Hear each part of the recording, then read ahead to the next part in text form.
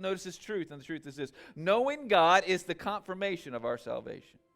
Knowing God is the confirmation of our salvation. It goes back to the beginning. Jeremiah 31:33-34 says this, I will be their God, they will be my people, for everyone from the least to the greatest will know me. Now, what does that knowing God look like? Well, Jesus says in John 10:14 and 27, I am the good shepherd. I know my sheep.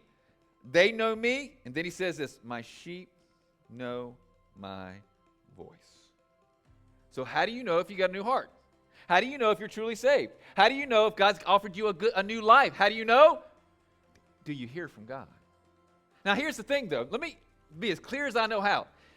If the only time you hear from God is at church, you don't hear from Him during the week, if the only time you hear from God is other Christians talking to you, if the only time you hear from God is when somebody else talks on His behalf, you are not saved.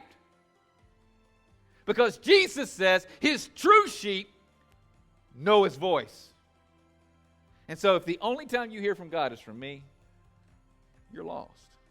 The only time you hear from God is the internet, some preacher online, a godly parent, a godly friend, you're lost. How do you know if you got a new heart? That new heart allows you to hear from God. So my question for you is this. Have you been lying about being saved?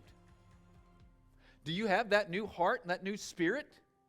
Has God changed you from the inside out? By the way, do you hear from God during the week when nobody else is around? Does God speak to you? And please don't tell me that God can't speak to you because you're crazy. God knitted you in your mother's womb. He knows how to speak to you in such a way that you know it's Him. Are you lying about your salvation?